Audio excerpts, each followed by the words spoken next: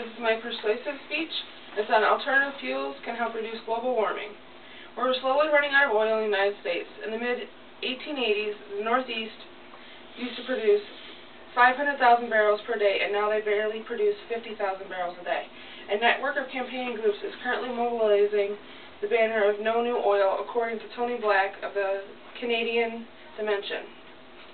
They are demanding an end to the exploration and development of new fossil fuels reserves, and on the basis that current reserves alone include enough oil and coal and gas for the entire world. Because we are currently running out of oil, and the use of oil is making our gas prices rise, this means people have less money to spend on important things such as food, current bills, daycare, and their house payments. Gas payments are not cheap in homes either. Some homes are so out of date that there's no insulation that causes more expense. And even if people have a good job, they might not have enough money to pay for gas in their gas tank, gas in their homes, other sources of gas prices. Fossil fuels are causing global warming, according to Bill McKibben from National Geographic. He said before the Industrial Revolution, the atmosphere only contained 280 parts per billion of carbon dioxide, and at that time period that was a good number. Because we started burning more coal and gas and oil to power our houses and cars, that 280 started to rise. So in the 1850s, it went from 315, and then it's slowly rising up to 380 and even worse. This is contributing to global warming. We can't stop global warming, but we can slow it down. Another bad effect of fossil fuels is causing mercury.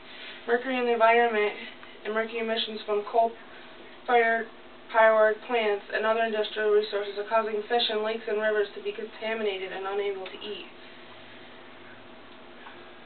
Coal and fire-powered plants are by far the nation's largest unregulated source of mercury emissions.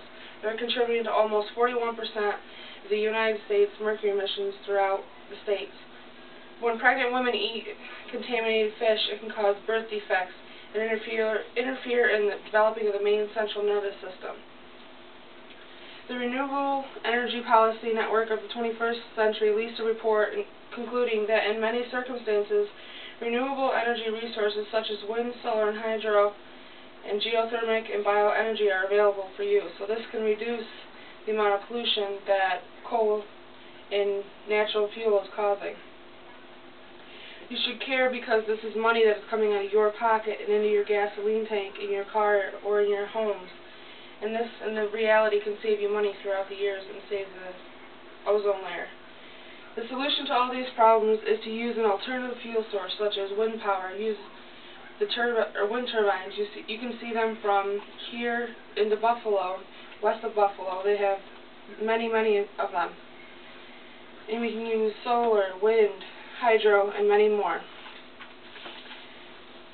Photoelectric cells use the sunlight converted into electric energy. They can be placed in the area closest to the equator, which has the most sunlight. Solar collectors are used to capture the sun's rays before they convert it into heat. Wind turns the wind turbine blades, which then turn the turbine's generator, which is then used to generate electricity to power homes and appliances. Hydropower systems will include a dam, healthy water reservoirs upstream of the required dam. A turbine or a generator can help reduce the global warming effects. Hydroelectric power is rejected because it involves the resettlement of local people, interrupts fish migration, and causes loss of habitat. If a damage possibly collapses, people are going to lose homes and their lives if they can't catch it quick enough. These are some of the effects some of the alternatives you can use to prevent global warming.